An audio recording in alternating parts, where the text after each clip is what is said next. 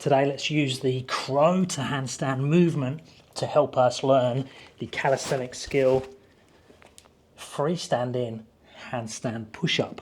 Now, crow to handstand is obviously its own beast and it takes some time to learn. Obviously we need a strong froggy crow position. Notice there how I moved the hips and the shoulders up and down like a seesaw type movement. Very, very important. So if you don't have that, build this first. Get really comfortable in this position and be able to move the head and the shoulders and the hips and the feet in opposite directions, working together. Then progress in that so you can lift one leg up in the air and you can swap legs and then eventually swap like so. Now notice my head and shoulders are much closer to the floor, my hips are much higher when I do that same single leg and those single leg movements, because the more I shift weight forwards and down, the easier it is to lift the hips and the legs up in the air. If I try and do that same thing, but in this position with lower hips and legs, I can't move my feet off so easily. I can do it, but it takes way more strength, meaning I won't have that strength to help me go all the way up to handstand. Then we can start to learn to go up to handstand, either back to wall like so, or chest to wall, and climb and walk up the wall. If you can't do that, work in eccentrics. So the down only is obviously an easier progression, whether that's chest to wall or back to wall, like so.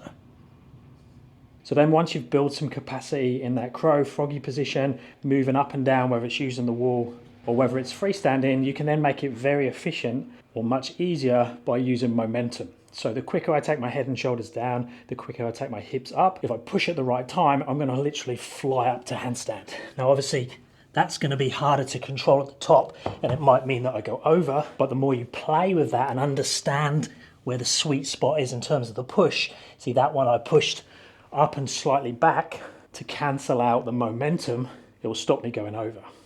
And then we can start to think about the handstand push-up skill and how we can use that crow to handstand to fill some of the gaps. Why can't we actually do a handstand push-up? How can I spend the right time under tension in the right positions that's going to carry over to the full skill? So we have a few options in terms of transitioning between the two. One is to keep them completely individual and we just use the crow to handstand to get up, and then we do an eccentric handstand push-up. So I'd use the crow to handstand to get up and then show good control all the way through the full range of motion, finishing in that triangle between the head and the hands of the handstand push-up, and then come back out and back down.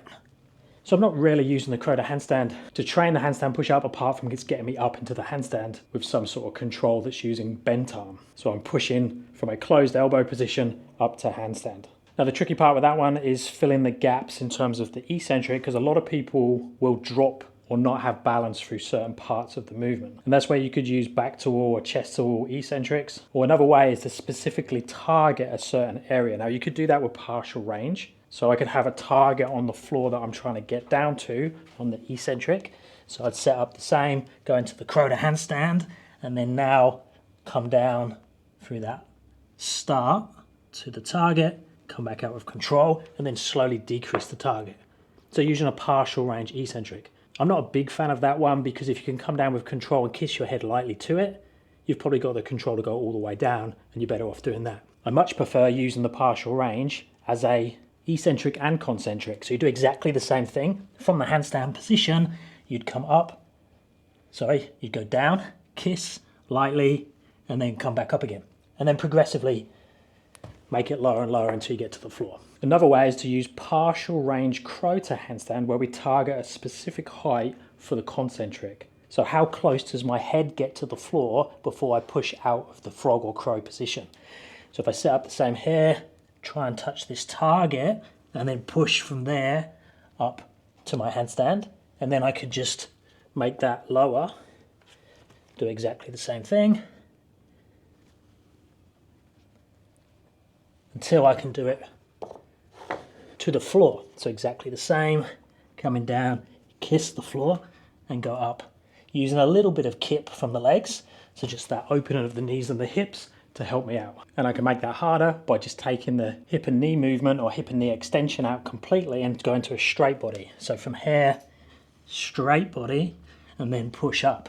A little bit trickier from a balance point of view to find the sweet spot, And then it does need a little bit more strength, but you can take that one all the way to the floor and then push up from there. Good for you guys that are strong, or you guys and girls that are strong but maybe not so balanced, as it does need a big push out of the bottom. So that crow or frog to handstand is a really good way of introducing you to a lot of the handstand push-up exercises, making it slightly easier because of that explosion of the hips and the knees and the use of the overbalance to take you up. You can use those same or similar techniques and not actually go into a full crow or frog position.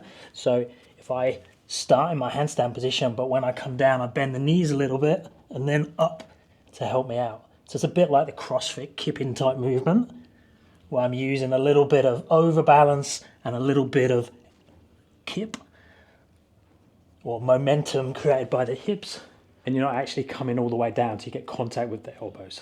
So if you are working towards your handstand push-up, I'd highly recommend you play with that frog and crow to handstand variations. And if you're not working towards the handstand push-up, I'd still recommend you work on crow and handstand variations, because it really reinforces the base. Whether you're going into a muscled press handstand, see the bendy arms, see the head and the shoulders coming down in the same way. You could even do that out of the crow position. So I actually think it's a great skill for everyone. If you have any questions, stick them down below in the comments. If you're after more help with your training, check out my app on my website for coaching, and I'll speak to you in the next one. Thanks, guys.